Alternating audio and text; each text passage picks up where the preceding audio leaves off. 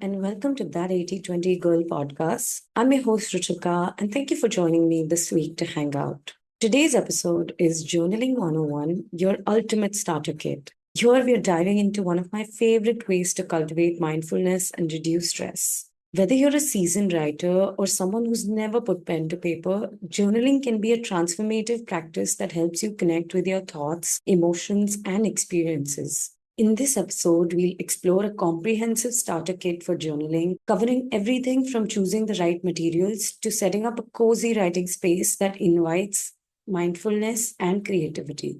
We'll also delve into various journaling techniques, including bullet journaling, gratitude journaling, and reflective writing, so you can find what resonates with you. But that's not all. We'll share some thought provoking journal prompts designed to spark inspiration and encourage self reflection. These prompts will help you explore your feelings, clarify your goals, and uncover insights about yourself that you might not have realized. These are the prompts that have helped me over the years and have been incremental in my self reflection journey. And they're definitely going to help you if you don't know where to start from. So grab your favorite notebook, a comfortable pen, and let's embark on this journey of self discovery and mindfulness together. Before we dive into our episode, let's do a quick weekly recap. What a week it's been. It's all kicked off with this chill gathering at a friend's farmhouse on a midweek night, and honestly, it was a total vibe. We had a public holiday here in India. The weather was absolutely perfect with a cool October breeze that made the atmosphere even more inviting. As the night rolled in, we all showed up ready to catch up after what felt like forever. We kicked things off with some drinks, reminiscing about the good old days and cracking so many jokes. The music was just vibing in the background at first, but as the night went on, it turned the whole place into a full on dance party. We danced until the sun came up, soaking up all the good energy with our friends. It was such a night filled with joy and connection, like that sense of freedom you only get when you're surrounded by your people. Honestly, it reminded me of how crucial friendships are and how magical those shared moments can be. What a time! The highlight of my week was this maritime inter-college fest I was volunteering, organized by a family friend. The next few days were a whirlwind of excitement as I dove into this maritime event. It's called Nautica.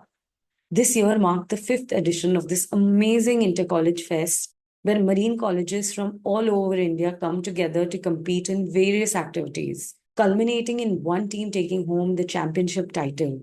Each year, the event is hosted in a different location, and this time, serendipity brought it to Pune. Naturally, I jumped at the chance to volunteer and help out wherever I could, especially since it's my sister's best friend's event. To me, she's like a sister as well, so there was no way I was missing out on this experience. The energy over those 3 days was absolutely electric, with around 700 students buzzing around, participating in everything from badminton and indoor rowing to chess and doodle art. There were fitness challenges, a personality contest, troop dance performances, and even acoustic band showcases. The variety of activities created such a vibrant atmosphere, and it was inspiring to see everyone showcasing their talents and pushing their limits. Being behind the scenes added a whole new layer of fun to this experience. After wrapping up our tasks for the day, we'd stay up late into the night, laughing, chatting, and even dancing. It was a blast to unwind together after the hustle and bustle of that day. Sure, we were running on just about 4 to 5 hours of sleep, but the excitement kept us going as we dove back into the grind every single morning. Those 3 days, the commitment from all the volunteers and the team was truly inspiring. Everyone was eager to pitch in wherever needed, whether that meant setting up equipment, managing activities, or just providing a bit of moral support. We were all in it together, driven by the shared goal of making the event a success. The sense of teamwork created such a strong bond among us, and we ended up being such good friends at the end of the event. Each late night conversation and every moment of collaboration strengthened our connections, making the experience even more meaningful.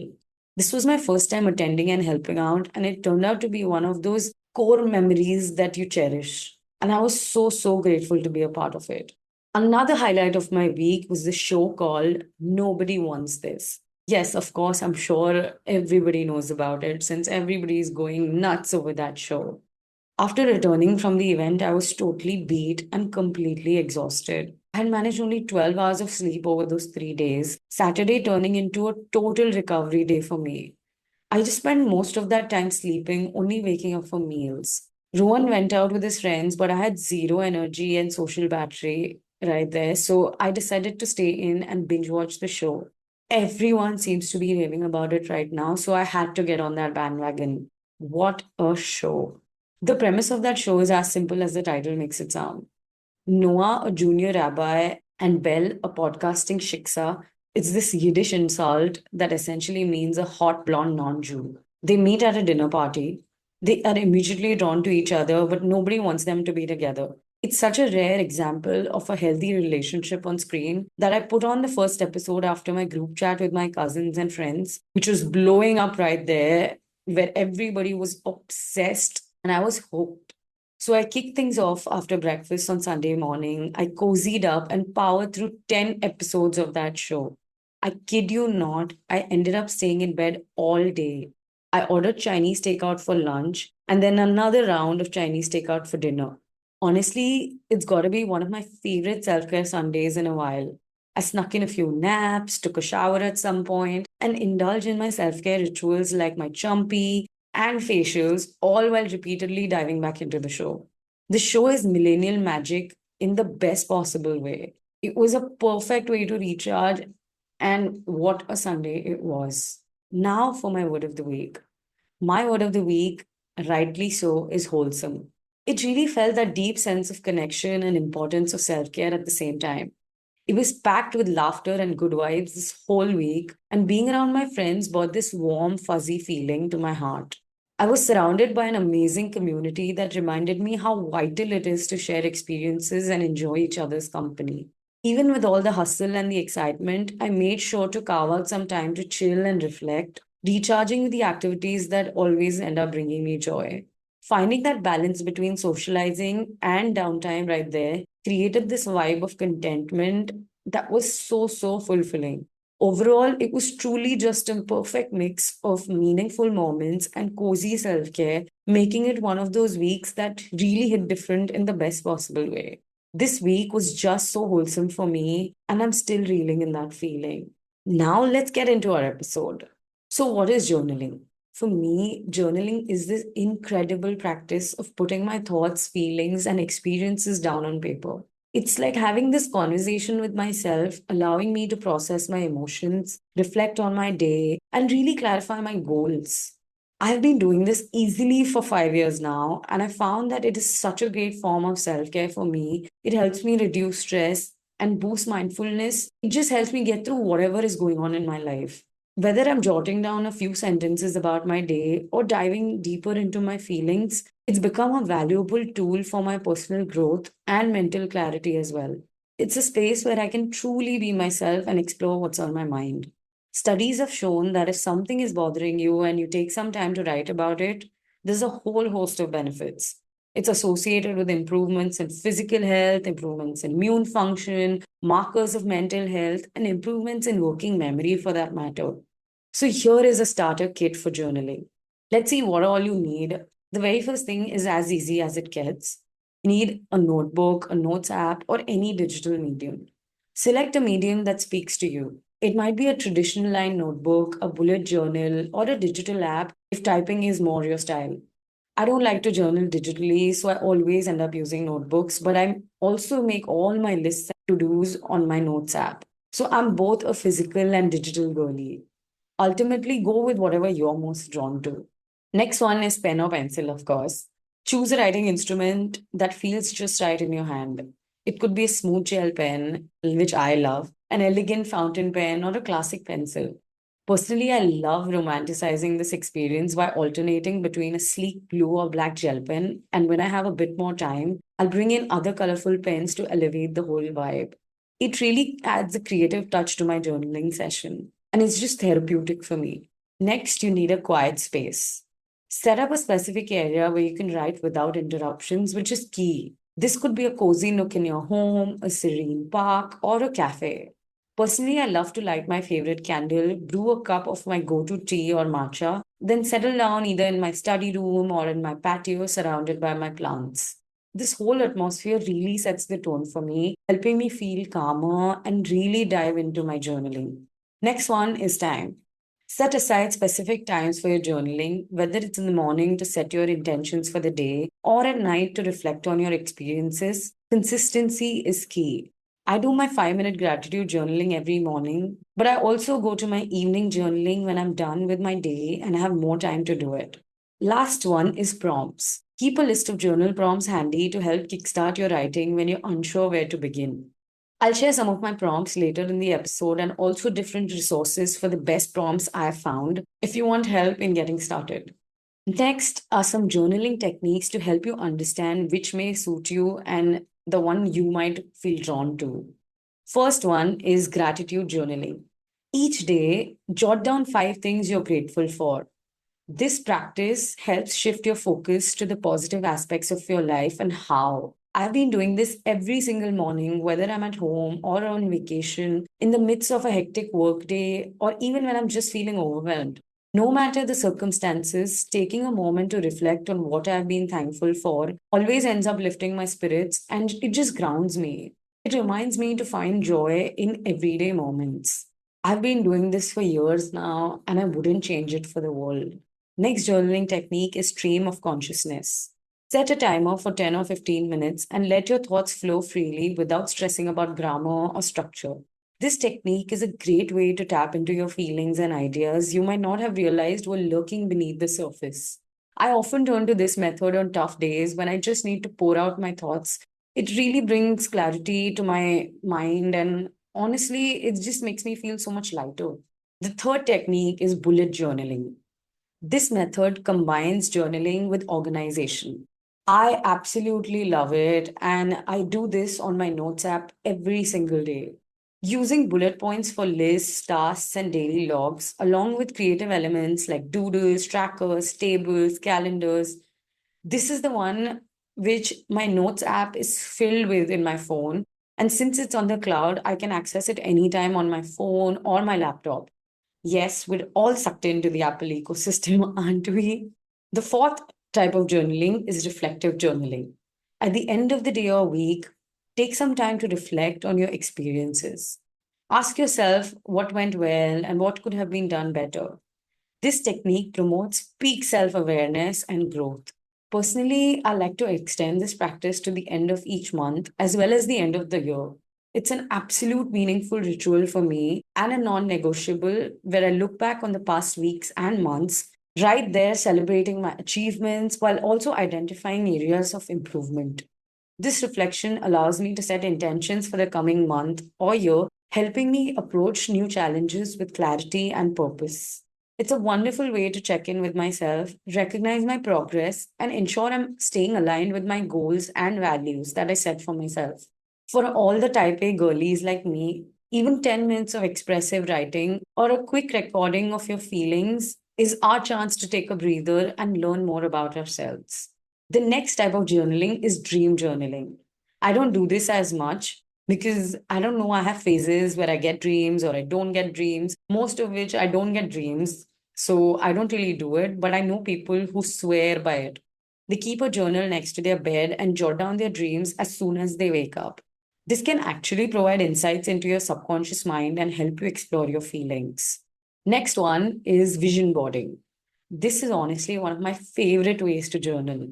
I love gathering images, quotes, inspirations that really vibe with my aspirations and create a collage that keeps my goals front and center. I actually have my vision board set as my phone wallpaper, so I look at it every morning for about 5 minutes.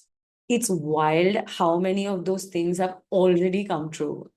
Engaging with my vision board feels like journaling through visuals, helping me clarify my intentions and boost my motivation.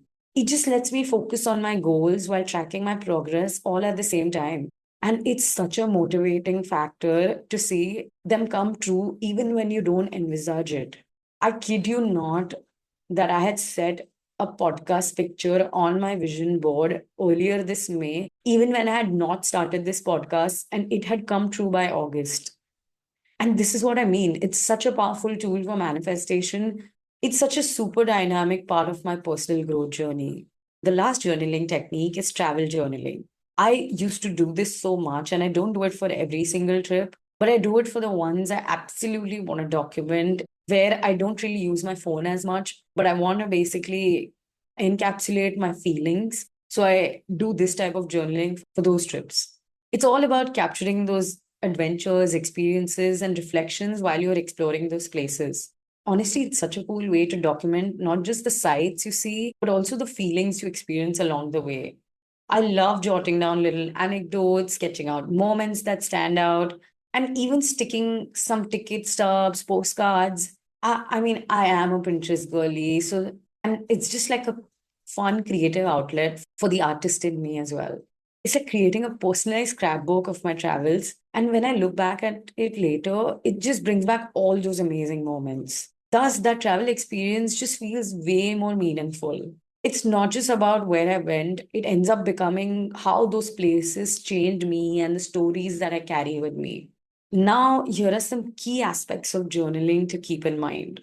The first key aspect is journal whatever you want for however long you want. 5 minutes in the morning or 15 minutes in the evening. Do it for a few days a week, whatever you're comfortable with. It doesn't have to be a daily thing where you get up early every morning to write for an hour. That's crazy. In fact, it might be better if you start small, but I would say start with 5 minutes. Put a timer on your phone because kind of those first couple minutes, you're like, whoa, what do I do? What do I say? And after a couple minutes of writing, you'll be like, actually, I have a lot to say. This happens to me every single time. And honestly, if you think it's becoming a chore or something that you have to check off one more box, then stop, no fuss. Once it becomes yet another thing on your to do list, it's really not that helpful anymore. Next aspect is feel free to use any medium. If you look up journaling culture online, there's a certain aesthetic to it. Beautiful handwriting, expensive books, meticulously color coded and stickered, which is cool if it's your thing, but don't let this intimidate you.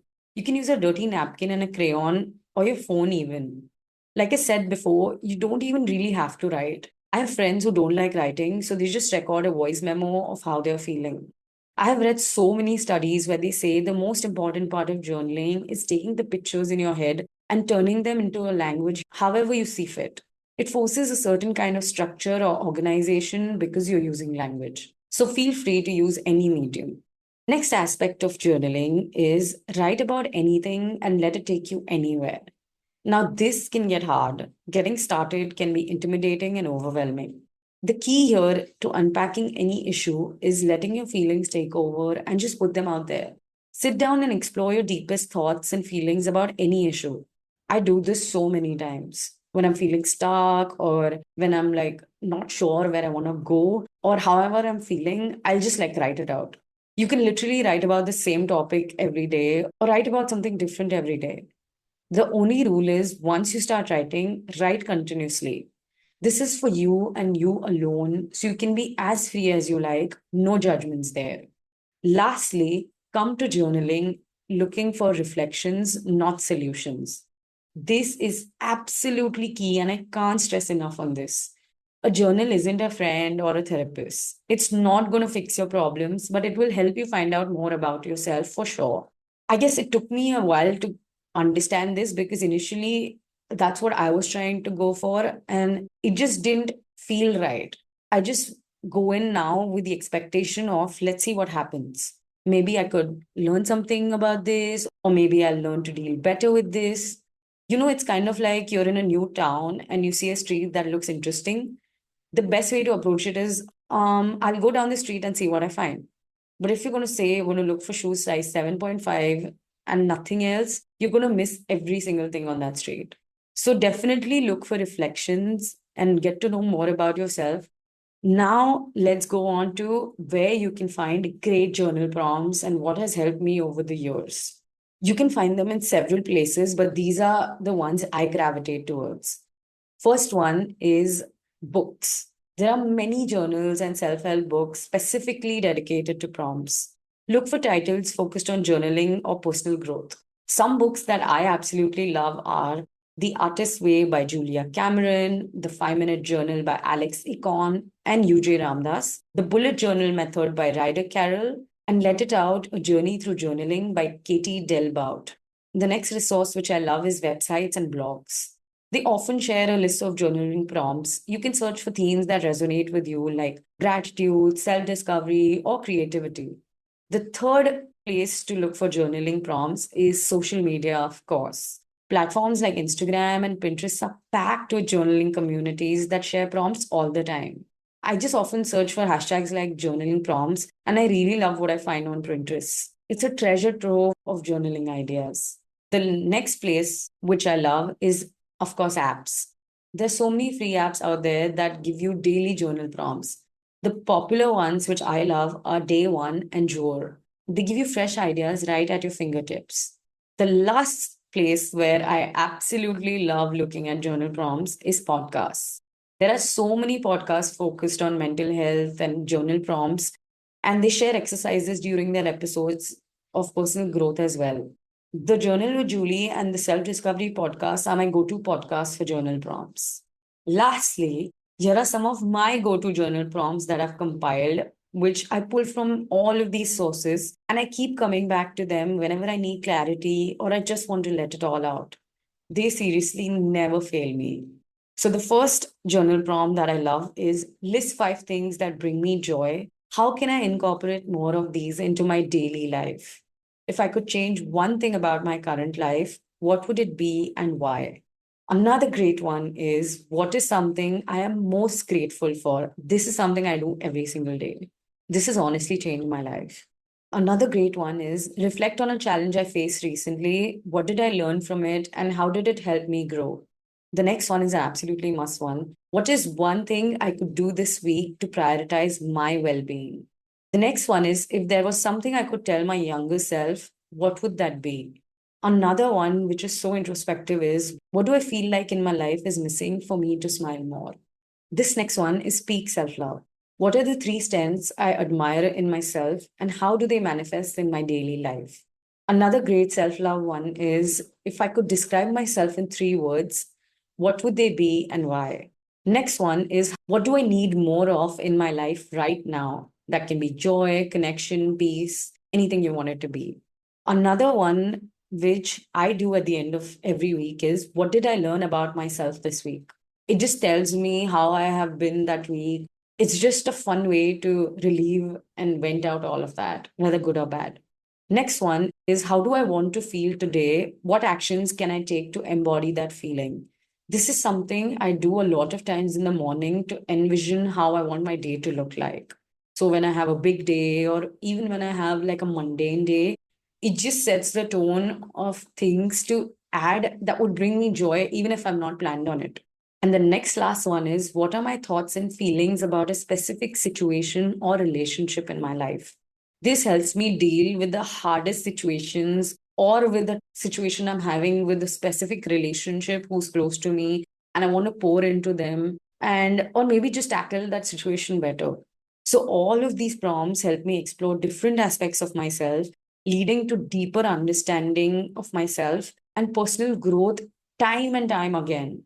Journaling is such a versatile and personal self care ritual for me, and it can be tailored to your needs however you seem fit. It is for processing, logging things down, and really just bookmarking where you are in life. It's that great first step in opening up and learning who you are and what you believe in, how you end up feeling about things, and how you see yourself and perceive the world at the same time. Whether you want to reflect, create, or simply document your life, there's a journaling technique for each one of us. So grab your notebook, find your favorite writing spot, and let your thoughts flow. That is a wrap for this episode. And I'd love to hear what are your go to journal prompts. So please leave me a note on Instagram at that 8020girl podcast. Or you could leave me a comment on Spotify or Apple Podcasts, wherever you listen to me. I hope you like this episode. And until next time, enjoy your week. And I'll see you next week with a new episode on being that 8020 girl, where we are all about that 8020 balance.